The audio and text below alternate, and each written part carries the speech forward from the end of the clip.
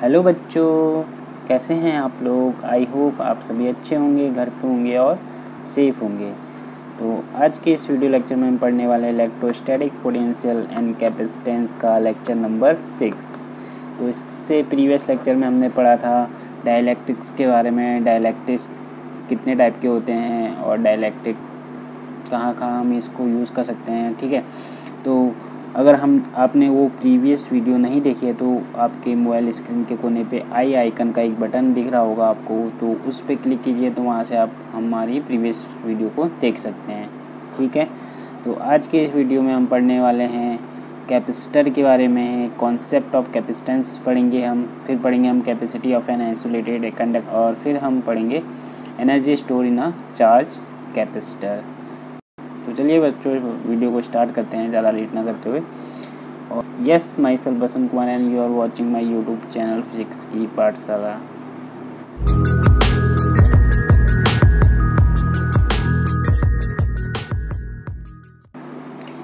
तो सबसे पहले बात कर लेते हैं हम कैपेसिटर के बारे में। बच्चों कैपेसिटर होता क्या है? तो कैपेसिटर जैसे नाम से ही पता चल रहा है आपको, कैपेसिटी मतलब किसी भी चीज़ की कैपेसिटी या एबिलिटी, है ना।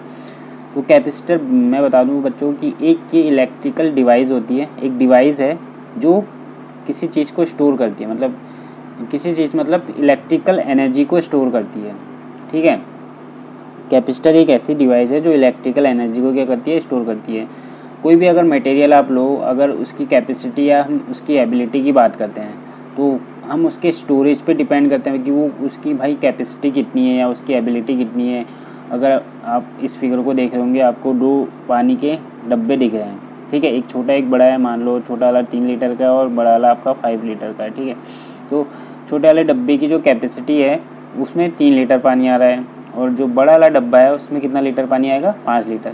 तो हम बोल देंगे कि छोटे वाले डब्बे की जो कैपेसिटी है वो 3 लीटर है और बड़े वाले डब्बे की जो कैपेसिटी है वो कितनी है, 5 लीटर है। तो कैपेसिटर का भी कुछ ऐसी रोल होता है, कि वो अपने अंदर कितना चार्ज या एनर्जी को क्या करता है, स्टोर करता है। ठीक है, तो कैपेसिटर बेसिकली एक डिवाइस है that stores electrical energy in terms of electrical charge. ठीक है, तो बहुत से बच्चों के दिमाग में ये कन्फ्यूजन होता है कि कैपेसिटर क्या करता है, चार्ज को स्टोर करता है। बच्चों वो चार्ज को स्टोर नहीं करता, वो इलेक्ट्रिकल एनर्जी को स्टोर करता है in terms of electrical charge, मतलब इलेक्ट्रिकल चार्ज के टर्म्स में इलेक्ट्रिकल एनर्जी को स्टोर करता है। ठीक है, it is a passive electronic component with 2 terminals. इसके 2 टर्मिनल्स होते हैं, एक पॉजिटिव हो गया एक नेगेटिव हो गया। बेसिकली हम कैपेसिटर को हम कंडेंसर के नाम से भी जानते हैं। जैसे कि आपने कभी सुना होगा कि पंखे में जो कंडेंसर होता है, सब वाइट कलर का सिलेंड्रिकल टाइप का देखा होगा आपने, वाइट कलर का, उसको हम कंडेंसर बोलते हैं। वो बेसिकली कैपेसिटर ही होता है। ठीक है, उसके 2 टर्मिनल होते हैं, एक पॉजिटिव और एक नेगेटिव। कभी भी आपने गौर किया होगा कि कभी पंखे को चलाने से पहले आप जब स्विच ऑन करते हो तो पंखा थोड़ी देर के लिए रुका रहता है, थोड़ी देर बाद घूमना स्टार्ट करता है। ठीक है, तो वो जो जस्ट थोड़ी देर का जो टाइम है, उस टाइम पे क्या होता है, कैपेसिटर उस एनर्जी को स्टोर कर रहा होता है। ठीक है, तो एनर्जी को स्टोर करके वो डायरेक्ट मतलब सडनली क्या करता है, पंखे को घूमने के लिए सारी एनर्जी पंखे को घूमने में लगा देता है, घुमाने में लगा देता है। ठीक है, तो आपने देखा होगा कि कैपेसिटर कुछ इस टाइप के होते हैं इलेक्ट्रिकल इंस्ट्रूमेंट में, या आपने टीवी में, रेडियो में, किसी भी इलेक्ट्रिकल इंस्ट्रूमेंट में आपने देखा होगा ये सब चीज़ें। तो ज़रूरी नहीं कि जो कैपेसिटर है वो कंडेंसर है जो सिलेंड्रिकल ही हो, किसी भी शेप में हो सकता है, इस टाइप में भी हो सकता है, सर्कुलर भी हो सकता है। ठीक है, अलग किसी टाइप का भी हो सकता है। मतलब कैपेसिटर एक कंडक्टर की तरह ही होता है, आप कंडक्टर भी बोल सकते हैं कैपेसिटर को। ठीक है, तो डेली लाइफ में तो आपने इस तरह के कैपेसिटर देखे होंगे, लेकिन आप अपनी बुक में किस टाइप के कैपेसिटर पढ़ेंगे, ऐसे पढ़ेंगे आप। कैपेसिटर में क्या होते हैं, 2 टर्मिनल होते हैं। ठीक है, एक प्लेट में पॉजिटिव चार्ज होता है और सेकंड प्लेट में नेगेटिव चार्ज होता है। आपने इसको एक एक्सटर्नल बैटरी सोर्स से कनेक्ट कर दिया है, जहाँ से इसको क्या मिल रही है, एक्सटर्नल वोल्टेज मिलती है।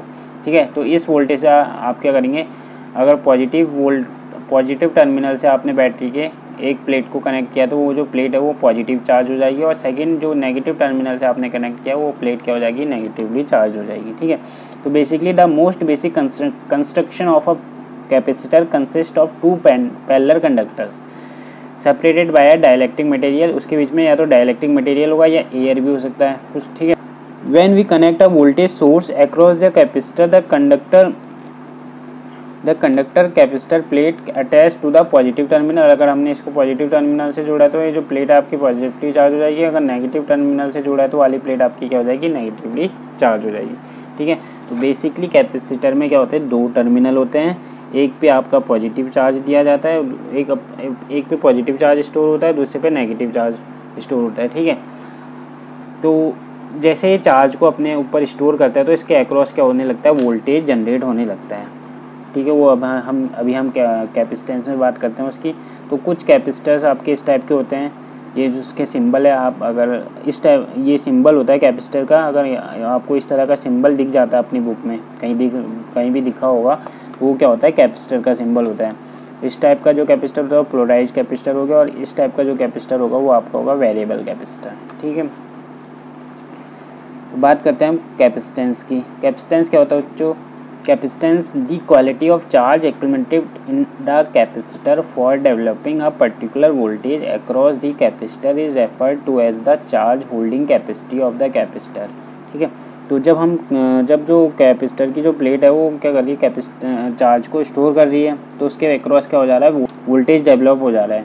तो जितना चार्ज वो स्टोर करती है, जितना चार्ज कोई कैपेसिटर की प्लेट्स स्टोर करती है, तो उतना ही क्या होता है, वोल्टेज उसके अक्रॉस जनरेट हो जाता है। मतलब जो चार्ज है वो वोल्टेज के क्या होता है, डायरेक्टली प्रोपोर्शनल होता है। ठीक है, तो जितना चार्ज वो प्लेट स्टोर करेगी तो उतना वोल्टेज उसके अक्रॉस डेवलप होते जाएगा।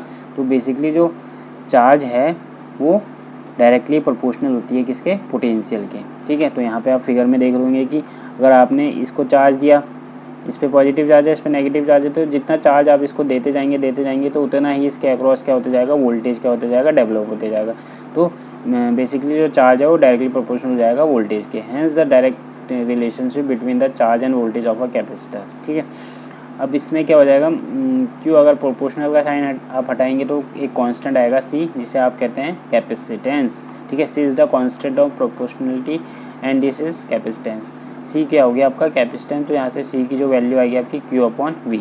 तो सी का जो कैपेसिटेंस होता है, किसी भी प्लेट का जो कैपेसिटेंस होता है वो आपका Q/V होता है। ठीक है, और इसकी यूनिट की बात करें तो यूनिट हो गया आपको, अगर फॉर्मूले के हिसाब से निकालना तो कूलम्ब/वोल्ट हो जाएगा, और बेसिकली हम इसको फैरेड भी बोलते हैं। कूलम्ब/वोल्ट को क्या बोलते हैं आप, फैरेड। और इसका डायमेंशन आप देख लेंगे, Q का डायमेंशन 80 हो गया। वोल्टेज का डायमेंशन अगर आपको याद हो तो ml² T - T A-1 होता है। आप इसको सॉल्व करेंगे तो m-1 L-2 T⁴ A² इसका डायमेंशन हो जाएगा। ओके, ठीक है, और एक चीज़ यहाँ पे नोट करने वाली ये बात है बच्चों की, जो C है आपका, C जो है वो क्या है, इंडिपेंडेंट होता है Q/V के। Q से भी इंडिपेंडेंट होता है और V से भी इंडिपेंडेंट होता है। तो आप फॉर्मूले में तो आप देख रहे होंगे कि C = Q/V है, तो फिर भी ये Q/V से इंडिपेंडेंट क्यों होता है, क्योंकि कभी भी जो कैपेसिटर होता है या कैपेसिटर की जो वैल्यू होती है, मतलब कभी भी आपने कैपेसिटर देखा हो तो किसी भी कैपेसिटर का एक पर्टिकुलर कैपेसिटेंस होता है जो उसमें पहले से लिखा होता है। मतलब हर एक कैपेसिटर का एक पर्टिकुलर वैल्यू होती है। ठीक है, जो पहले से, मतलब जब उसको बनाया जाता है तो उसकी एक वैल्यू पहले से फिक्स कर ली जाती है कि इतने माइक्रोफैरेड का है, 2 माइक्रोफैरेड का है, 3 माइक्रोफैरेड का है, 4 फैरेड का है। तो उसकी जो वैल्यू है पर्टिकुलर फिक्स रहती है। ठीक है, किसी भी कैपेसिटर की, तो जो कि Q/V पे डिपेंड नहीं करती। बेसिकली जो कैपेसिटेंस है वो आपका डिपेंड करता है मटेरियल कैसा है, या प्लेट का एरिया कितना, एरिया पे डिपेंड करेगा। दोनों प्लेट के बीच का जो डिस्टेंस है उस पर डिपेंड करेगा। ठीक है, जैसे कि आपने उसमें पढ़ा होगा, इस 10th में पढ़ा होगा, ओम्स लॉ में R = V/I होता है। ओम्स लॉ में क्या होता है, V/I तो होता है। तो जो ऐसे ही उसमें रजिस्टर V/I पे से इंडिपेंडेंट होता है। ठीक है, रजिस्टर जो होता है V पे भी डिपेंड नहीं करता, I पे भी डिपेंड नहीं करता। ठीक है ना, तो रजिस्टर किस पे डिपेंड करता है, रजिस्टर डिपेंड करता है मटेरियल के प्रॉपर्टी पे, मतलब मटेरियल का एरिया, मटेरियल का लेंथ। ठीक है, उस पर डिपेंड करता है ना रजिस्टर। तो सेम वही कंडीशन है यहाँ भी कैपेसिटेंस की। कैपेसिटेंस भी क्या होता है, Q/V से इंडिपेंडेंट होता है। यहाँ भी ये कैपेसिटेंस जो होता है मटेरियल की लेंथ पे डिपेंड प्लेट की लेंथ पे डिपेंड करेगा। ठीक है, प्लेट के बीच की डिस्टेंस पे डिपेंड करेगा, लेकिन Q/V से क्या होता है, ये इंडिपेंडेंट होता है। तो ये बात आपको ध्यान में रखनी है, जो कैपेसिटेंस होता है वो इंडिपेंडेंट होता है किससे, Q/V से। ठीक है, तो नेक्स्ट बात करते हैं हम capacity of an isolated conductor. Suppose a spherical conductor of radius R placed in a dielectric medium. एक हम कंडक्टर ले लेंगे स्पेरिकल, उसका रेडियस हमने आर ले लिया है और उसको हमने एक डाइलेक्ट्रिक मीडियम जिसका वैल्यू क्या है के है उसमें प्लेस कर दिया है। तो यहाँ पे देख होंगे कि आप स्पेयर लिया है, स्पेयर अब इसमें हम चार्ज देंगे तो इसके स्पेयर के सरफेस पे जाके सब मतलब डिस्ट्रीब्यूट हो जाएगा, ठीक है। और इसका रेडियस हमने आर ले लिया और इसके ऊपर जो चार्ज है वो आपका क्यू है। तो आपको पता ही है कि जो पोटेंशियल का फॉर्मूला होता है किसी भी स्पेयर का, तो V = 1/4πε0 के क्यू अपॉन आर। के क्या है डाइलेक्ट्रिक मीडियम। अगर यहाँ पे डाइलेक्ट्रिक मीडियम की जगह हम एयर लेते हैं तो के की वैल्यू आपकी A1 हो जाती है, क्योंकि एयर का जो डाइलेक्ट्रिक कांस्टेंट होता है वो आपका 1 होता है, ठीक है। तो हमने डाइलेक्ट्रिक मीडियम यहाँ पे के लिया है, डाइलेक्ट्रिक मीडियम लिया है तो उसका वैल्यू के हो गया, तो 1/4πε0 के क्यू अपॉन आर। ये आपका पोटेंशियल हो गया स्पेयर इस स्पेरिकल कंडक्टर का, ठीक है। कैपेसिटेंस की वैल्यू आपको पता है, अभी आपने पीछे निकाली C = Q/V। अगर यहाँ पे हम वैल्यू पुट करेंगे V का तो ये कंडीशन हमें मिल जाएगी और यहाँ से हम Q से Q कैंसिल कर देंगे तो हमें जो फॉर्मूला मिलेगा 4πε0 के R ऊपर चले जाएगा। अगर हम K की वैल्यू 1 रख देते हैं, मतलब हम मान लेते हैं कि जो ये कंडक्टर है वो कहाँ पे एयर में है, तो K की वैल्यू आपकी 1 हो जाएगी। तो आप देख रहे होंगे जो कैपेसिटेंस है वो किस पे डिपेंड कर रहा है, रेडियस पे डिपेंड कर रहा है, कंडक्टर के रेडियस पे। जो आपने कंडक्टर लिया है, आइसोलेटेड कंडक्टर लिया है, उसके रेडियस पे डिपेंड कर रहा है, ना कि Q/V पे, ठीक है। तो इससे हम बता सकते हैं, प्रूफ भी कर सकते हैं, जो कैपेसिटेंस होता है वो Q और V से इंडिपेंडेंट होता है। और यहाँ पे जो कैपेसिटेंस डिपेंड कर रहा है वो रेडियस के डायरेक्टली प्रोपोर्शनल है। मतलब रेडियस अगर जितना ज़्यादा होगा कंडक्टर का तो कैपेसिटेंस भी क्या होगा उतना ज़्यादा, मतलब एरिया अगर रेडियस जितना ज़्यादा होगा तो कैपेसिटेंस भी क्या होगा उसका उतना ही ज़्यादा होगा। तो ये बात आप ध्यान में रख लो बच्चों की, अगर जो कैपेसिटेंस है वो Q और V से इंडिपेंडेंट होता है, बाकी वो मटेरियल की प्रॉपर्टीज़ होती है उन पे डिपेंड करता है, ठीक है। नेक्स्ट बात करते हैं हम energy store of a charge conductor और अ कैपेसिटर। अब किसी भी कंडक्टर या कैपेसिटर में चार्ज स्टोर करने में जो एनर्जी होती है वो कितनी होती है वो हमें बताना है, ठीक है। तो work has to be done in charging a conductor against the force of repulsion by the already existing charges on it. If a conductor of capacity C is charged to a potential V and let Q be the charge on the conductor at this instant. तो हम कह रहे हैं कि जो हमें work done करना पड़ता है कंडक्टर को चार्ज करने में, वही हमारा क्या होता है एनर्जी के टर्म्स में स्टोर हो जाता है, ठीक है। जैसे कि इस फिगर में देख रहे होंगे आपकी, हमने एक पॉजिटिव एक प्लेट लिए दो, एक को हमने पॉजिटिव टर्मिनल से जोड़ा है बैटरी के, एक को नेगेटिव टर्मिनल से जोड़ा है। तो इस को चार्ज करने में जो भी हमें एक्सटर्नल वर्क डन करना पड़ा होगा इस प्लेट को चार्ज करने में, ठीक है। तो इस प्लेट को चार्ज करने में हमें जो भी वर्क डन करना पड़ा होगा वही हमारा क्या हो जाएगा एनर्जी के टर्म्स में स्टोर हो जाएगा। इसको हम बोलेंगे energy stored of a charge capacitor. तो हमें वैल्यू पता है, अगर मान लो कि हमने किसी समय उस पर जो चार्ज दिया वो कैपिटल Q है और हमारा जो पोटेंशियल है उसके अक्रॉस V है और कैपेसिटेंस कंडक्टर का जो कैपेसिटेंस है वो C मान लिया, तो V = क्या हो जाएगा आपका Q/C। हमने पढ़ा अभी V = क्या हो जाएगा Q/C। तो if a small work done dW on giving small charge, अगर हम छोटा वर्क डन निकाल लें, पहले स्मॉल वर्क डन निकाल लें और स्मॉल चार्ज देने मतलब स्मॉल dQ चार्ज देने में हम उसका छोटा वर्क डन निकालें तो dW बराबर क्या हो जाएगा V × dQ। या आप ये का फॉर्मूला कहाँ से आया, ये फॉर्मूला आपने पोटेंशियल में पढ़ा होगा, V = W/Q। यहाँ से आप dW निकालेंगे तो V × dQ हो जाएगा, है ना। तो V × dQ हो जाएगा। अगर हमें फिर टोटल वर्क डन निकालना है, अगर हमें टोटल वर्क डन निकालना तो हम क्या कर देंगे इंटीग्रेशन कर देंगे simple, total work done on giving a total charge. अगर हम टोटल चार्ज Q दे रहे हैं इसको, स्मॉल Q इसका टोटल चार्ज है, मतलब इस प्लेट का जो टोटल चार्ज है वो कितना है स्मॉल Q है। तो स्मॉल Q टोटल चार्ज देने में हमें जो टोटल वर्क डन करना पड़ा होगा वो हम निकालेंगे इंटीग्रेशन ऑफ dW। इंटीग्रेशन कर देंगे हम dW का 0 से Q तक, क्योंकि हमने टोटल चार्ज कितना दिया है Q। तो dW की जो वैल्यू है V × dQ हम यहाँ पे पुट कर देंगे और V का वैल्यू हम यहाँ से उठा के यहाँ पुट कर देंगे। तो Q का dQ के रिस्पेक्ट में हम इंटीग्रेशन करेंगे, तो Q का dQ के रिस्पेक्ट में इंटीग्रेशन क्या होता है Q²/2C, Q²/2 तो हो जाएगा, है ना। और फिर यहाँ पे लिमिट हम पुट कर देंगे, एक बार Q² की जगह Q रखेंगे और एक बार 0 रख देंगे, ठीक है। तो हमारा जो वर्क डन आ जाएगा टोटल वर्क डन Q²/2C, ठीक है। इसी को हम क्या बोलते थे U मतलब एनर्जी, ठीक है। तो जो भी हमने टोटल वर्क डन किया है उस कैपेसिटर को चार्ज करने में या उस कंडक्टर को चार्ज करने में, वही हमारा एनर्जी के टर्म्स में क्या हो गया स्टोर हो गया। तो हमारा U कितना आ गया फिर Q²/2C आ गया। जिससे हम अलग अलग वैल्यू निकाल सकते हैं। जैसे Q इक्वल टू हमारे पास CV होता है, okay, Q equal to CV होता है, तो ये हम वैल्यू पुट करेंगे तो क्या आ जाएगा, U equal to 1/2 CV square, C से C कैंसिल हो जाएगा तो 1/2 CV स्क्वायर हो जाएगा। और हमारे पास C इक्वल टू होता है Q/V, यहीं से निकाल लो, C इक्वल टू क्या हो जाएगा, Q/V तो हो जाएगा। तो C की वैल्यू को हम यहाँ पुट करेंगे तो क्या आ जाएगा, Q/V, तो हो जाएगा 1/2 QV, ठीक है। तो ये 3 बेसिक एनर्जी के फॉर्मूले होते हैं, एनर्जी ऑफ चार्ज कैपेसिटर के जो 3 बेसिक फॉर्मूले होते हैं, ये आपको लर्न करने हैं, मतलब ये एग्ज़ाम में अक्सर ये डेरिवेशन पूछा जाता है, ठीक है। तो ये तीनों फार्मूलों को आपको डिराइव करना आना चाहिए, ठीक है।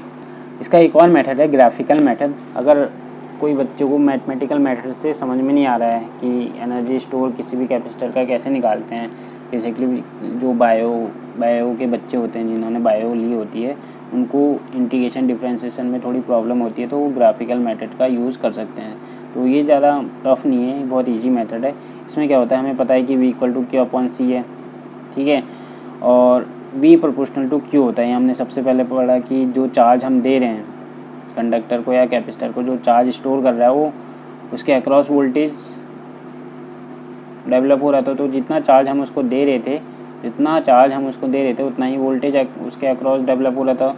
अगर मैं इसके बीच में ग्राफ बनाऊँ V प्रोपोर्शनल टू, मतलब चार्ज जितना चार्ज हम दे रहे हैं तो वोल्टेज भी उतना इंक्रीज हो रहा है, तो स्ट्रेट लाइन आएगा, ठीक है। अगर चार्ज और पोटेंशियल के बीच में अगर मैं ग्राफ ड्रॉ करूँ तो स्ट्रेट लाइन आएगी, क्योंकि Q और V में क्या है, डायरेक्टली प्रोपोर्शनल एक दूसरे के, Q और V, है ना। तो इसके बीच में जो हम ग्राफ बनाएंगे तो एक स्ट्रेट लाइन आएगी, ठीक है। तो स्ट्रेट लाइन से हम क्या बना देंगे, ट्रायंगल बना देंगे। तो जितना भी ये एरिया है, जितना भी आपका ये वाला एरिया होगा ट्रायंगल के अंदर वाला सर ये, ठीक है, तो इतना चार्ज क्या हो जाएगा, एनर्जी के टर्म्स में स्टोर हो जाएगा। आप ये जो एरिया है आपका ट्रायंगल का, आप इसका एरिया अगर फाइंड कर लेंगे तो यही आपका एनर्जी स्टोर्ड इन कंडक्टर निकल जाएगा, ठीक है। तो सबसे पहले हम एनर्जी का एरिया निकाल लेते हैं। एरिया ऑफ ट्रायंगल क्या हो जाएगा, एरिया ऑफ ट्रायंगल हो जाएगा 1/2 OA into AB, base into height होता है ना, बेस आपका OA हो गया और हाइट आपका AB हो गया, ठीक हो गया। तो ये वैल्यू आप पुट करेंगे 1/2, बेस में आपका चार्ज Q है और हाइट में आपका V है पोटेंशियल, और V की वैल्यू आप यहाँ से पुट कर सकते हैं Q/C, ठीक है। तो ये फार्मूला क्या बन जाएगा, 1/2 Q²/C, ठीक है, 1/2 Q²/C हो गया, आ गया। यही तो होता है एनर्जी का फार्मूला, ठीक है। Energy store in a conductor और कैपेसिटर, इतना चार्ज आप स्टोर कर सकते हैं। तो बहुत इजी मेथड है ये, आप इसको भी यूज़ कर सकते हैं एग्ज़ाम में। तो Q इक्वल टू क्या हो जाएगा, आप CV रख देंगे तो यहाँ से वैल्यू निकल जाएगी U इक्वल टू 1/2 CV²। वही 3 फार्मूला में निकालने हैं। Q की जगह आप CV रखेंगे तो ये फार्मूला निकल जाएगा। फिर C की जगह आप Q/V रख दीजिए, C की जगह आप Q/V रख देंगे तो आपको U इक्वल टू 1/2 QV मिल जाएगा। तो ये तीनों फार्मूले आपको मिल जाएंगे आराम से, ठीक है। तो ग्राफिकल मेथड से भी हम एनर्जी स्टोर निकाल सकते हैं किसी भी कैपेसिटर के लिए, ठीक है। तो आपको बस ऐसे ग्राफ ड्रॉ करना आना चाहिए और ग्राफ का एरिया जो भी ड्रॉ साइडेड एरिया है उसको निकालना चाहिए, ठीक है। तो ये जो एरिया होता है वही क्या होता है, energy stored in a conductor होता है। तो आज के इस वीडियो में बस इतना ही। नेक्स्ट वीडियो में हम आगे कैपेसिटर के बारे में पढ़ेंगे। कैपेसिटर कितने टाइप के होते हैं, स्फेरिकल कैपेसिटर हो गया, सिलेंड्रिकल कैपेसिटर हो गया, पैरेलल प्लेट कैपेसिटर, जो एग्ज़ाम में बहुत ही important, exam point of view से बहुत ही इंपॉर्टेंट टॉपिक है पैरेलल प्लेट कैपेसिटर, वो हम इसके आगे नेक्स्ट वीडियो लेक्चर में पढ़ेंगे। अगर आपको इस वीडियो का PDF लिंक चाहिए या PDF नोट चाहिए तो उसका लिंक हमने डिस्क्रिप्शन में डाल दिया, तो वहाँ से आप डाउनलोड कर सकते हैं, ठीक है। तो मिलते हैं नेक्स्ट वीडियो में, तब तक के लिए thank you and good bye.